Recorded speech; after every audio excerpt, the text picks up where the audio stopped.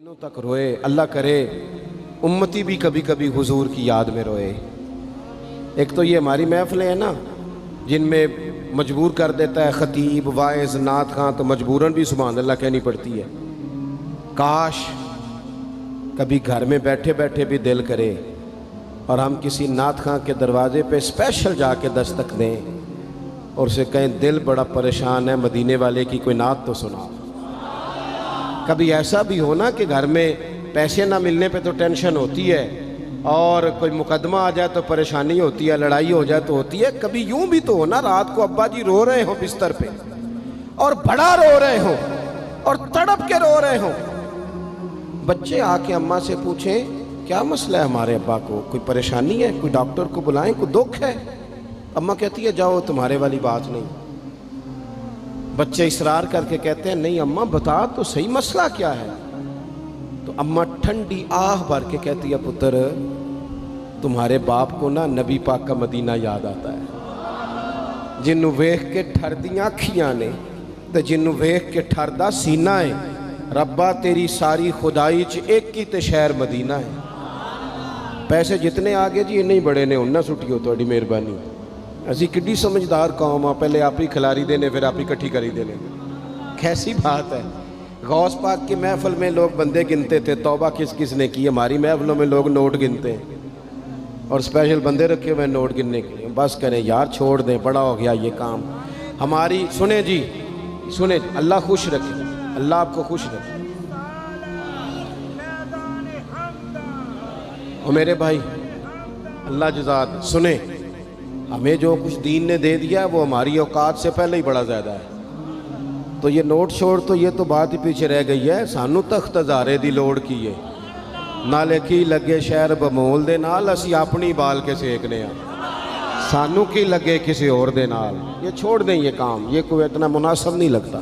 اللہ جزائے خیر دے۔ آپ توجہ کریں کیا عرض کر رہا ہوں۔ تو شدید حضور سید عالم صلی اللہ علیہ وسلم رو رہے ہیں آزمائش میں، امت کی آزمائش کو دیکھ کر حضور رو رہے ہیں کہ امت آزمائش میں۔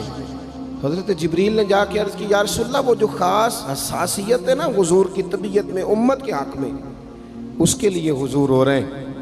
تو رب کریم نے کیا پیغام دیا؟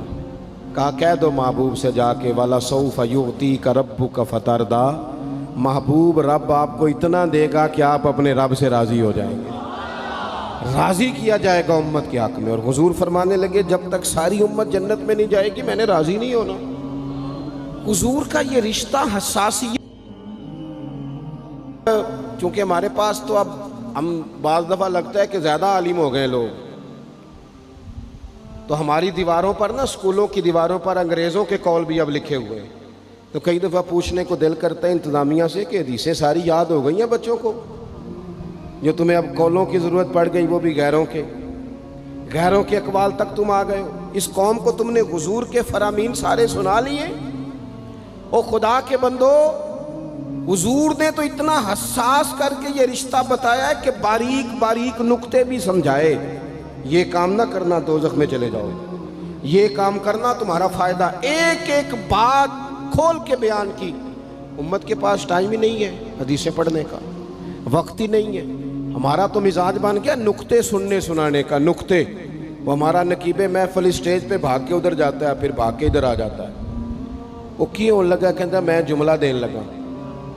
او خدا کے بندے تو جملہ رہن دیکھا، تو کوئی آیت دے، تو کوئی حدیث پاک پڑھ۔ اور پھر وہ بعض اوقات میں تو چونکہ کمزور سا بندہ ہوں تو وہ جب 50 کو دفعہ کہتے ہیں نا تیار ہو جو جملہ دین لگا، تو ایسے لگتا ہے جملہ نہیں آئے گا کوئی ایٹم بم بھی آئے گا۔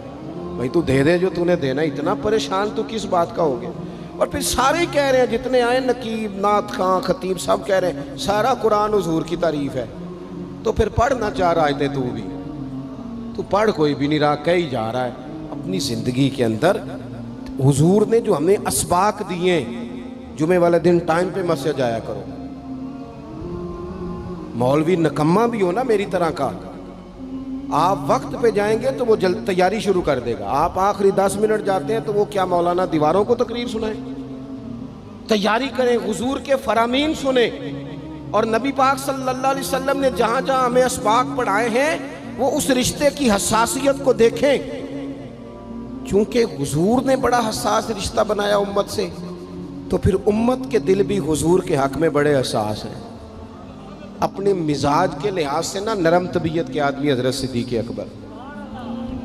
کچھ لوگ نرم ہوتے ہیں نا بیچارے، جو گیا مان لی، جو گیا مان لی، ان کو لوگ تنگ بھی بڑا کرتے ہیں۔ یہ بھی میں آپ کو بتا رہا ہوں۔ وہ جس بندے کا پتہ ہوتا ہے نا کہ جناب اس کے پاس گئے تو یہ اکثر تارے شاٹ بھی رہتی ہیں، تو وہاں ذرا جاتے بھی لوگ تھوڑی احتیاط کرتے ہیں۔ حضرت ابو بکر صدیق طبعاً نرم طبیعت کے تھے، کشادہ روئی، خندہ پیشانی مزاج کا حصہ تھا۔ وہ دیر تک صبر کرنے کے عادی تھے، لیکن ایک دن ان کے والد آئے جناب ابو قحافہ رضی اللہ تعالیٰ عنہ، بعد میں انہوں نے کلمہ پڑھا۔ وہ ایک دن حضور کی بارگاہ میں شکایت لے کے آئے۔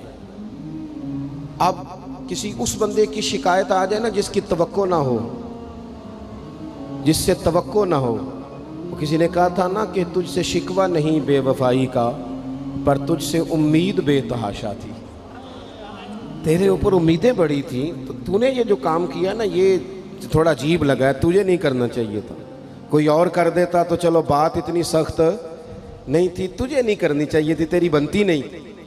حضرت صدیق اکبر طبی طور پر نرم آدمی، لیکن ان کے والد آئے حضور کی بارگاہ میں، اور بزرگ ہیں اور نابینا ہیں اور لاٹھی تھامے ہو، اور انہوں نے بڑی عجیب بات کی، کہا یا رسول اللہ حد ہو گئی، آج تو ابو بکر صدیق نے مجھے تھپڑ مارا ہے، تھپڑ مارا ہے۔ یہ ابھی وہ مسلمان نہیں تھے، شکایت آئی، کریم محبوب علیہ السلام کے گرد جتنے لوگ کھڑے تھے محو حیرت ہو گئے کہ ابو بکر صدیق یہ کام کریں گے۔ حضور نے فرمایا بلاؤ نا جناب صدیق کو۔ حاضر بارگاہ ہو گئے، ہاتھ باندھے، نظر جھکائی ہے۔ حضور نے فرمایا ابو بکر لوگوں کو تو یقین ہی نہیں آ رہا، تم نے تھپڑ مارا باپ کو؟ خاموش کھڑے، خاموش۔ کریم نے فرمایا ابو بکر سن رہے ہو میں نے کیا کہا، باپ کو مارا ہے؟ چپ کھڑے۔ تیسری دفعہ حضور نے فرمایا بولتے کیوں نہیں؟ انہوں نے نا گردن اٹھائی، آنسو ٹپ ٹپ داڑھی پہ گر رہے، رو کے عرض کرنے لگے یا رسول اللہ باپ سے کہیں خنجر لے کے میرا گلا کاٹ دے، میں سی نہیں کروں گا، پر اس نے نا آج آپ کے بارے میں بات کی ہے، آپ کی شان اقدس کے بارے میں کچا جملہ بولا ہے، آپ کے بارے میں کمزور بات کی ہے۔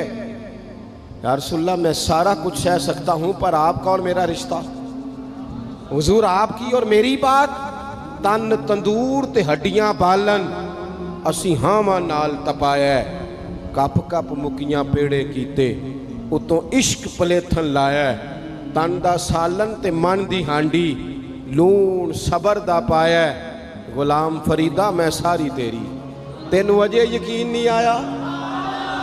فرمانے لگے، عرض کرنے لگے یا رسول اللہ صلی اللہ علیہ وسلم انہوں نے آپ کے بارے میں بات کی ہے، شکر کرے میرے ہاتھ میں تلوار نہیں تھی، ورنہ میں باپ کا سر کاٹ دیتا، اس لیے کہ ہر چیز برداشت ہے۔ محبوب کی شان کے بارے میں کوئی بات کرے یہ امت کو برداشت نہیں ہوتی، ہم یہ کیسے قبول کریں، کیسے اس بات کو قبول کریں؟ عزیز بھائی اس رشتے میں حساسیت، آپ دیکھیں